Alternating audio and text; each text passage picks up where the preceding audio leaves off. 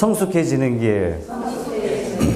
자, 이스라엘 백성들이 출애굽한 다음에 사면초가의 홍해 눈앞에서 또 뒤에 쫓아오는 애굽의 군대가 있었지만 하나님의 은혜로 위기를 벗어납니다. 망망대해가 자기들 눈앞에서 쫙 갈라졌다고 생각해 보세요. 기가 막힌 일이 일어난 거죠. 이것 때문에 모세의 누이 미리암이 선지자가 되어서 하나님을 찬양합니다. 와, 첩첩한 상 중에서 우리를 구원하신 분은 하나님이십니다. 이렇게 찬양해요. 그런데 놀라운 것은 후반절에 보면 물 때문에 찬양했던 이스라엘 백성들이 물 없다고 물 때문에 하나님을 원망하고 있어요. 그러니까 사실상 물이 문제가 아니었던 거죠. 오늘 25절 말씀의 맨 마지막에 보니까 하나님이 뭐라고 하시냐면 그들을 시험할세. 우리가 돈이 많으면 좋았다가 돈 없으면 또 원망했다가 좌절했다가 사실 이러지만 사실상 돈이 문제가 아니라는 사실이에요. 왜 하나님께서는 이스라엘 백성들을 출애굽시킨 다음에 또 시험을 하실까요? 여기서 시험하신다는 그 의미가 도대체 무엇일까요? 자, 교회란 뭐냐? 헬라어 원어로 보면요. 교회라는 단어가 이 단어예요. 에클레시아예요. 에클레시아. 에크라는 말이 뭐냐면 끄집어내다라는 얘기입니다. 그러니까 교회란 뭐냐면 세상에서 끄집어낸 사람들의 모임이 교회가 되는 것입니다. 다시 말해서 이 세상, 죽어가는 이 세상 가운데서 하나님의 구원을 위하여 특별히 구원받은 자들의 모임, 이것이 바로 교회라는 뜻입니다. 구원받은 자는 하나님의 교회에서 반드시 훈련을 받습니다. 훈련 받은 다음에 교인은 파송을 받습니다. 그래서 여기에 저와 여러분들이 많이 모여있지만 이 중에는 구원받은 지 얼마 안 된 분이 계시고 이미 구원받고 연단 중에 계신 분이 이곳에 계시고 이 중에는 어떤 분은 이미 연단이 다 끝났어요. 그래서 파송받아서 하나님의 귀한 일에 쓰임을 받고 있는 분도 이 중에 계십니다. 여러분들은 이 세 단계 중에 어느 단계에 위치해 계십니까? 하나님이 하나님의 사람을 부르시면 반드시 훈련하세요. 신자로 부름받은 목표는 편안하게 안전하게 살아가는 게 목적이 아니에요. 하나님의 백성다운 백성으로 훈련한 다음에 하나님의 이름으로 귀한 일에 쓰임받는 것이 목적이에요.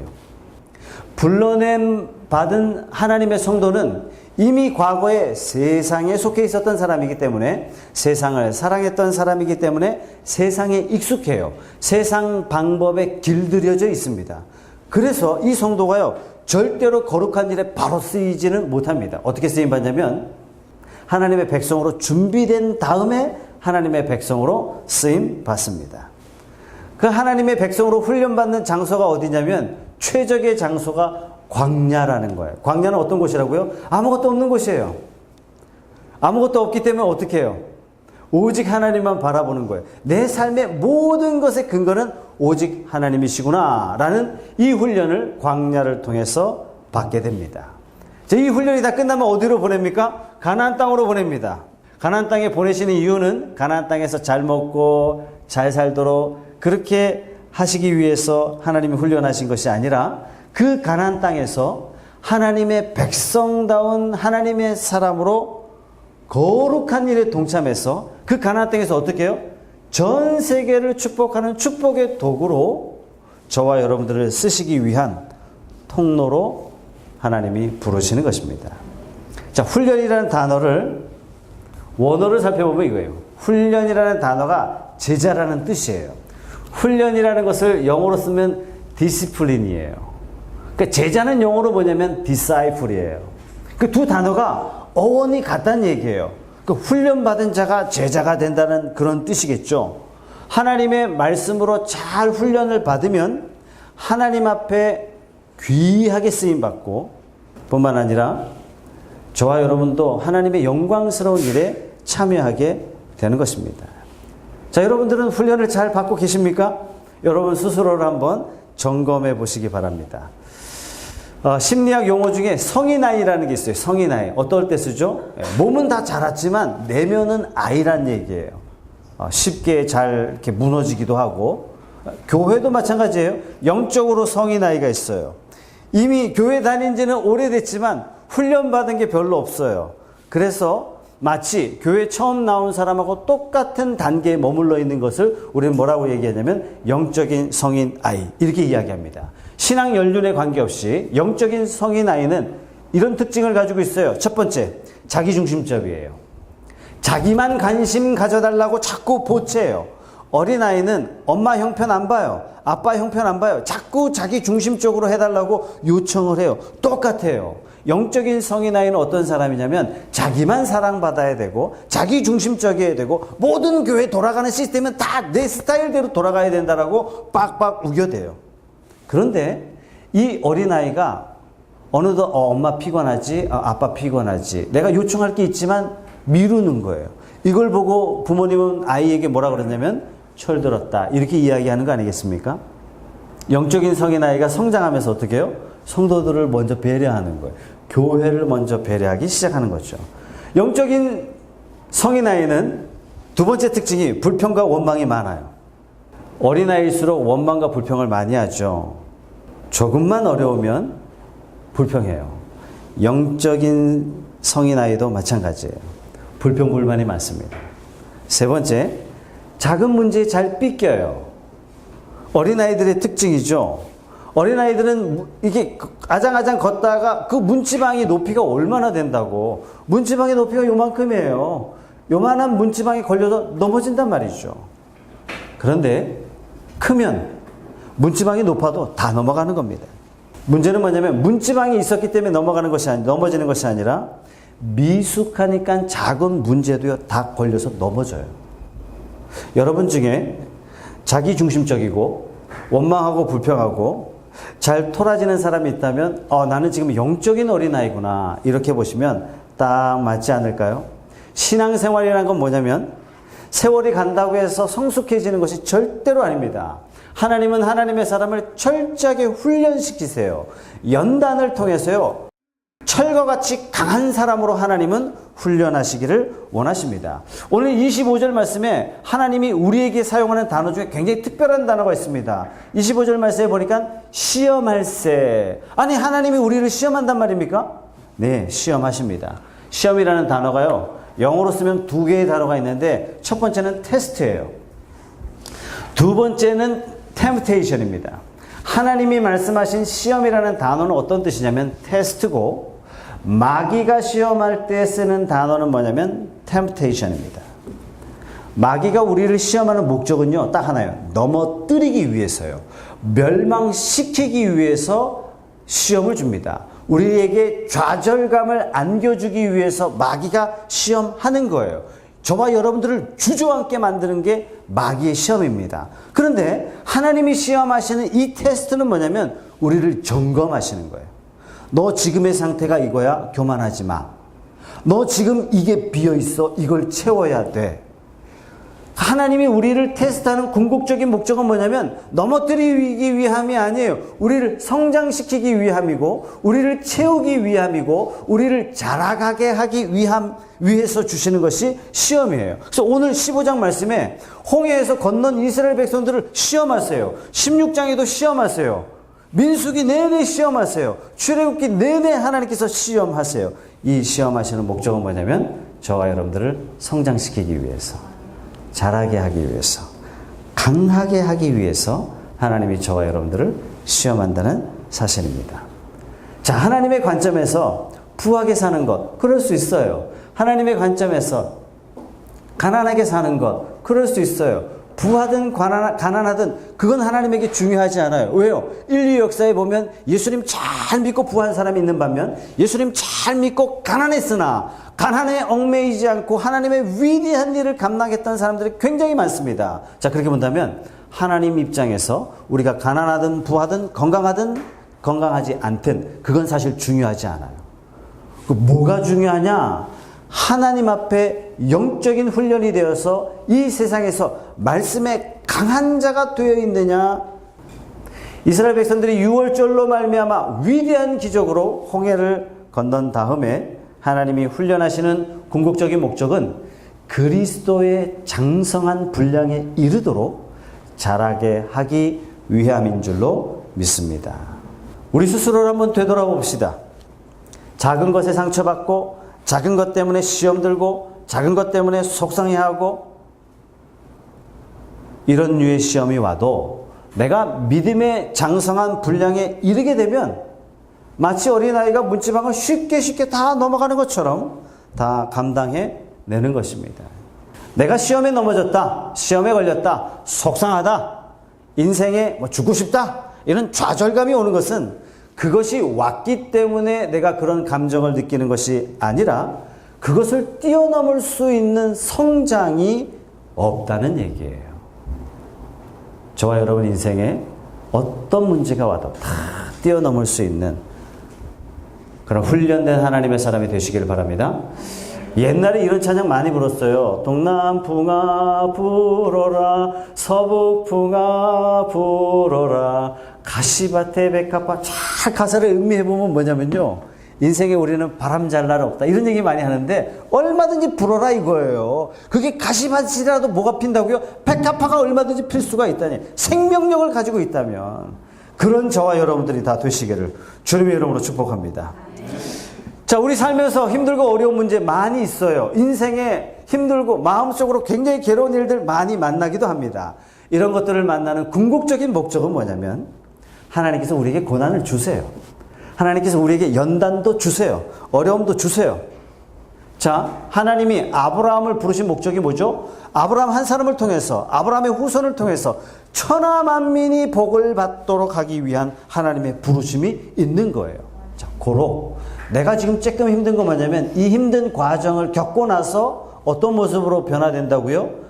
나를 통해서 천하 만민을 복 주시려고 하시는 하나님의 궁극적인 목적이 저와 여러분의 삶 속에 계획되어 있는 줄 믿으시기 바랍니다. 그래서 성도는요, 이렇게 안 살아요. 생존을 위해서 사는 사람이 성도가 아니에요. 이 사람은 먹고 사는 게 가장 중요한 문제예요. 성도란 먹고 살기 위해서 존재하는 존재가 아니라 하나님이 부르신 특별한 사명 때문에 이 땅을 살아가는 사람이 성도예요. 그렇기 때문에 이 특별한 사명을 감당하기 위해서는 뭐가 돼야 되냐면 광야의 훈련을 잘 받아야 되는 것입니다. 이 광야 훈련을 잘 받은 사람은 자기만 생각하지 않아요.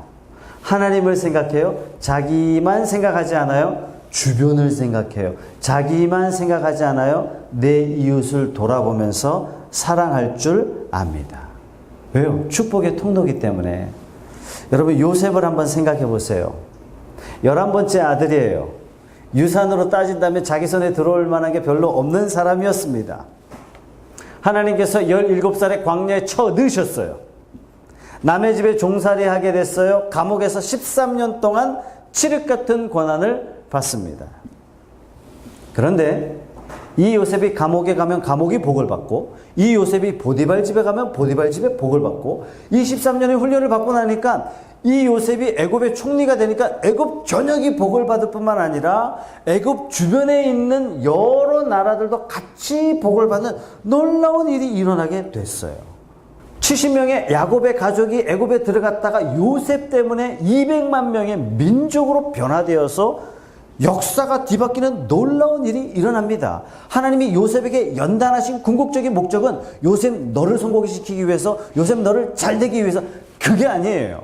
요셉을 통하여 가문을 축복하고, 요셉을 통하여 민족을 축복하고, 요셉을 통하여 애굽을 축복하고, 여러 팔레스타인 전 지역을 축복하시고자 하시는 하나님의 특별한 계획과 섭리가 있는 줄로 믿으시기 바랍니다. 저와 여러분들이 고난받는 이유도 이와 마찬가지예요. 내가 힘들게 고난받은 이 이후에 열방을 축복하는 축복의 도구로 하나님이 작정하셨구나, 이렇게 보시면 딱 맞습니다. 여러분, 이스라엘 국기에 보면은 위에 두 줄, 위에 한 줄, 아래 한 줄, 가운데 별이 하나 있어요. 이 별을 우리는 뭐라고 얘기하냐면 다윗의 별이에요. 이스라엘 역사상 가장 위대한 지도자는 어떤 사람이냐면 다윗이란 얘기예요. 다윗이 어떻게 살았죠? 사울 왕으로부터 쫓겨다니기를 20년 동안 쫓겨다니며 살았어요. 얼마나 칠흑 같았는지 제가 성경 그 부분을 읽다가 이 사람 복 받은 사람 맞아? 이렇게 제가 성경에다가 메모할 정도로 너무너무 힘든 인생을 살았단 말이죠. 더더군다나 자기만 힘든 게 아니라 힘들어 죽겠는데 400명이 몰려옵니다. 이 400명이 어떤 사람이냐면 환난당한 자, 빚진 자, 이 400명이 몰려와요. 이 400명을 다윗이 어떻게 해요? 다 품어요. 소문 듣자니 400명을 끌어안았더라. 이 소식을 듣고 어떻게 해요? 200명이 또 추가로 와요. 다윗이 200명을 다 끌어안습니다. 자기도 힘들고 어려운 이 상황이지만 자기에게 몰렸던 600명을 섬기고 돌봐요.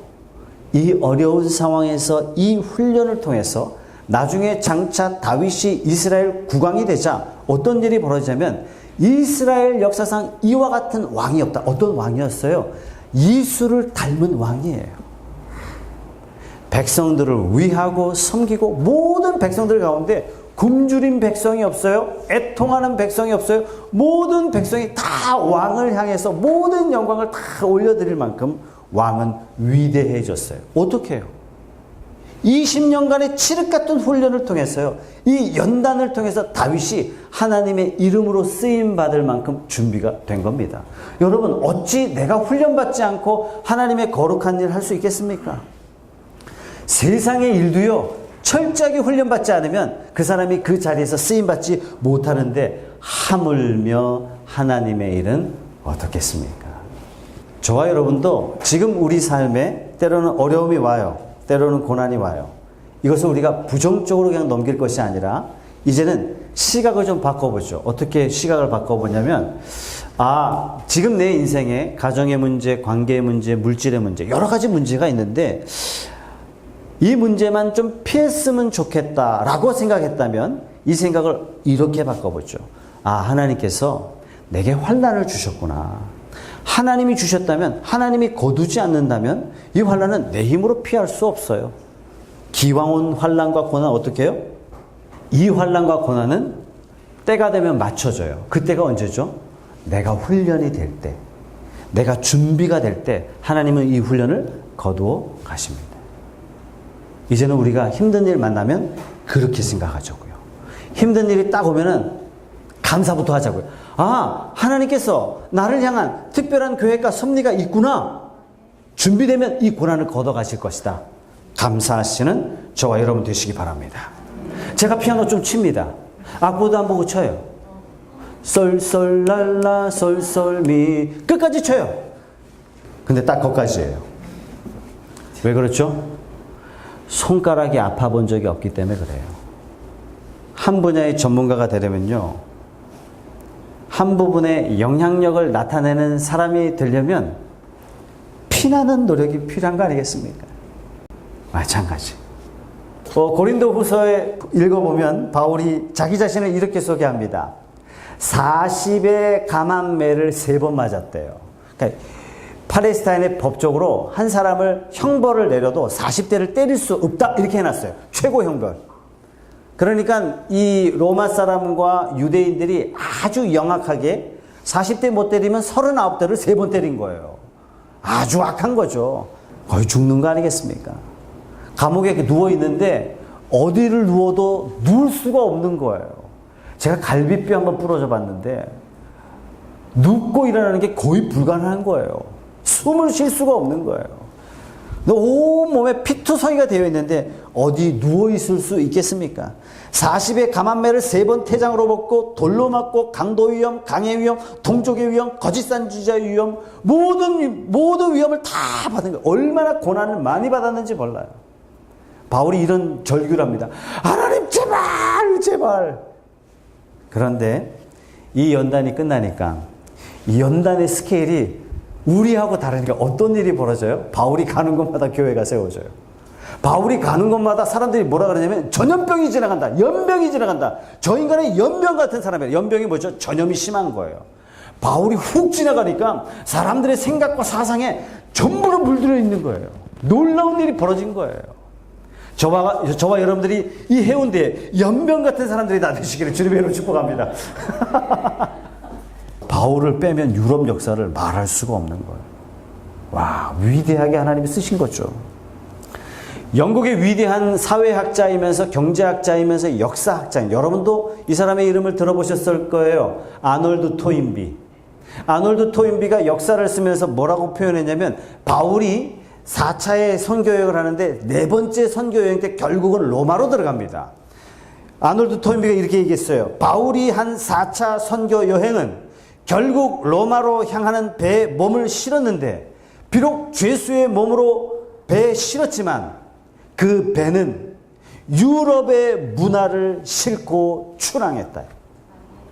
유럽 역사상 가장 선진 문화를 이룰 수 있었던 그 배경은 바울이 그 배에 탔기 때문이다. 와, 멋진 표현을 하는 거죠. 저와 여러분이 밟는 곳이 문화가 되고 역사가 되는 놀라운 일이 일어나길 주님의 이름으로 축복합니다. 하나님께서 이 일을 위해서요, 바울이 이렇게 고난을 많이 주시는 거예요. 그렇다면 지금 내 삶에 아픔이 오고 힘듦이 오고 그러면 하나님께서 나를 향한 특별한 계획이 있으시구나. 나를 얼마나 귀하게 사용하시려고 나를 지금 잠깐 고난에 집어넣는가. 여러분, 정금을 만들어내기 위해서는요, 불로 끓여야 되는 거예요. 내게 주어진 고난조차도 감사하게 받아들이시고 훈련된 자만이 하나님이 사용하신다는 이 사실을 마음으로 받고 감내하시는 저와 여러분 되시기 바랍니다. 목마른 사람이 물을 찾는 법이죠. 그죠? 고난 가운데 있는 사람이 제일 먼저 해야 될 게 뭐냐면 기도하는 거예요. 기도하면 길이 열립니다. 기도하면 폭풍도 잠잠케 하시고 기도하면 고난도 감당할 수 있도록 힘을 주시는 거예요. 고난이 딱 오면 내 삶의 제일 우선순위가 뭐로 바뀌냐면 기도로 확 바뀌어버리는 거예요. 하나님이 우리에게 그런 사인을 주시는 거예요. 토레이 신부님이 바쁘다고 기도 안 하면 안 한 만큼 손해봅니다. 영국의 조지 밀러 고아원을 운영하셨던 목사님이 이렇게 말씀하셨어요. 응답될 때까지 기도에 물러나면 안 됩니다. 끝까지 기도 붙잡고 계십시오. 여러분, 이 사람 이름 한 번씩 들어보셨을 거예요. 폴 마이어. 제 서적에도 한 대여섯 권이 꽂혀 있는 분이에요. 이 사람이 어떤 사람이냐면 27살에 백만장자가 된 사람이에요. 27살이 됐으니까 하버드 대학 나왔죠?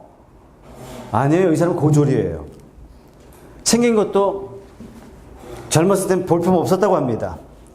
젊었을 때 입사 원서를 51번 퇴짜를 맞았대요. 마지막에 한 일이 뭐냐면 빈민촌 흑인들에게 보험 영업을 시작했어요. 그래서 27살에 백만장자가 됩니다. 백만장자가 되어가는 과정 가운데 이 사람이 교육에 투자하고 컴퓨터에 투자하고 금융에 투자하고 인쇄에 투자하고 항공회사에 투자하면서 무려 40개 넘는 회사를 세우게 되죠. 대단한 사람이에요. 70이 넘어서 은퇴한 다음에 이 사람이 자기가 가지고 있는 재산의 50%를 흘려보내요. 이웃에게 흘려보내요. 책의 일부분 중에 여러분들에게 소개하겠습니다. 뭐라 그러냐면 당신의 삶 속에서 일상생활, 당신의 하루 생활 중에서 정말 중요한 게 무엇입니까? 이렇게 물어봤더니 폴 마이어가 이렇게 대답합니다.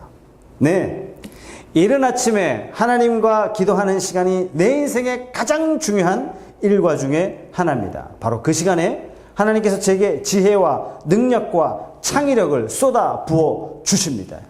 그 아이디어를 가지고 투자하면 100% 성공했습니다.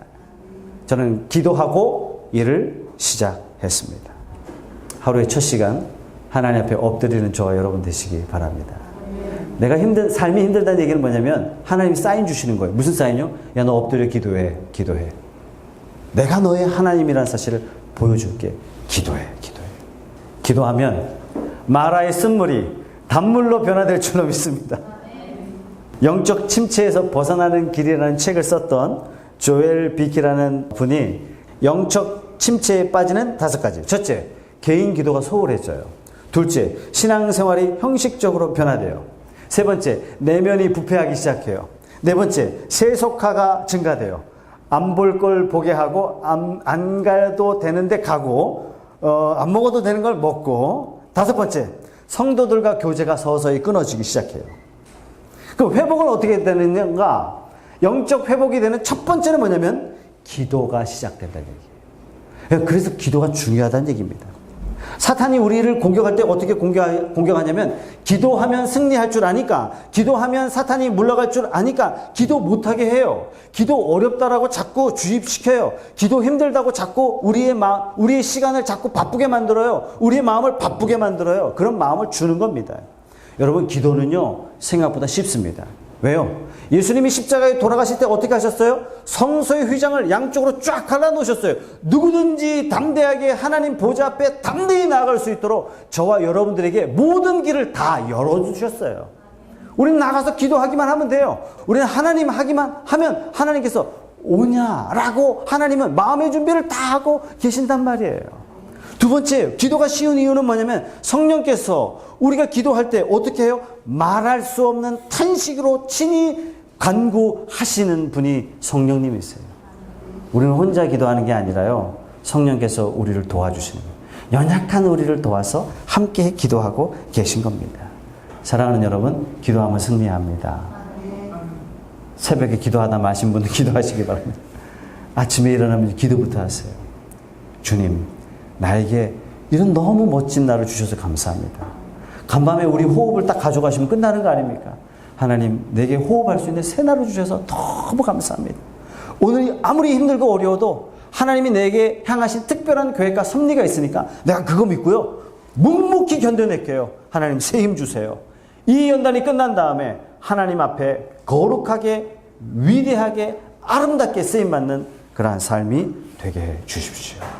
우리 다 같이 한번 통성으로 기도합시다.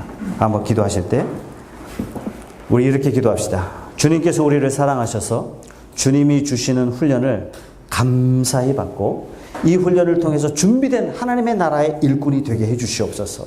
하나님, 지난날 내가 원망했던 거, 불평했던 거 다 용서해 주시옵소서. 하나님, 이제 곤란한 일을 만나도 입에서 억지로라도 먼저 하나님 앞에 감사하고 하나님께 영광을 올려드리는 그러한 입술이 되게 해 주시옵소서. 어려움 만났을 때 이제는 무엇보다도 기도로 하나님 앞에 나아가게 하시고 주님과 동행하는 그러한 삶이 되게 하여 주시옵소서. 주님 사랑합니다. 이 신앙의 고백을 담아서 우리 다 같이 한번 통성으로 기도하겠습니다.